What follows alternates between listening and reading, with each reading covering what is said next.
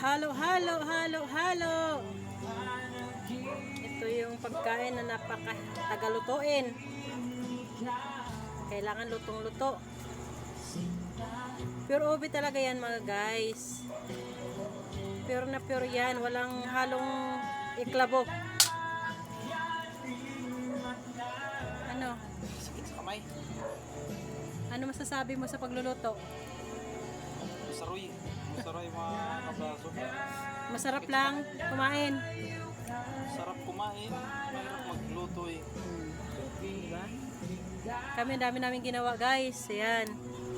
Katapos ko laga yan, binalatan, nilaga, kinudkod. Ayan. Siya naman ngayon na maghalo-halo. Nagawa kami ng ayan. Suma na ano yan. Pinaghalong ubi at saka balinghoy.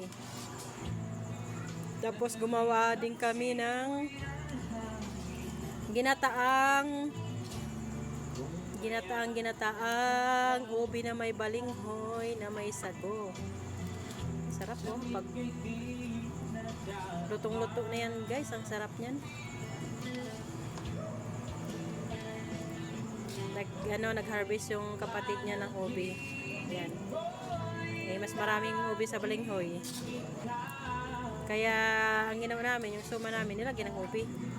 Kaso hindi na nakita yung balinghoy. Halos puro na ubi. Naputol pala guys yung aking video kasi nag-premiere si Kaligi. Nag-notif kaya pinuntahan muna natin.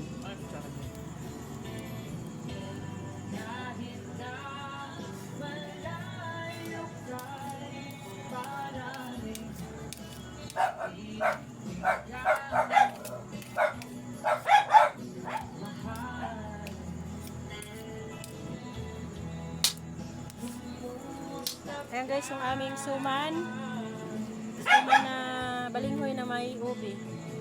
O diba? Daming alam gawin.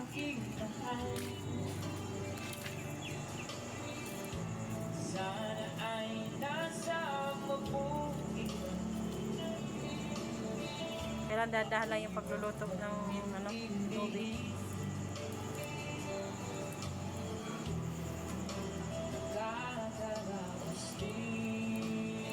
Karaos din yan.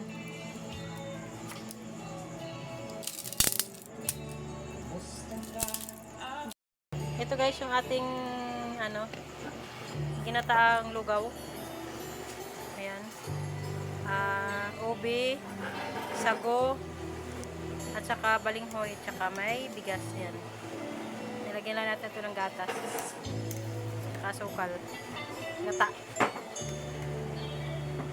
So much. Masarap yan guys, masarap. Sarap to pag malamig na guys. Sa umaga, tapos habang nagkakape. Takpan natin guys. Thank you.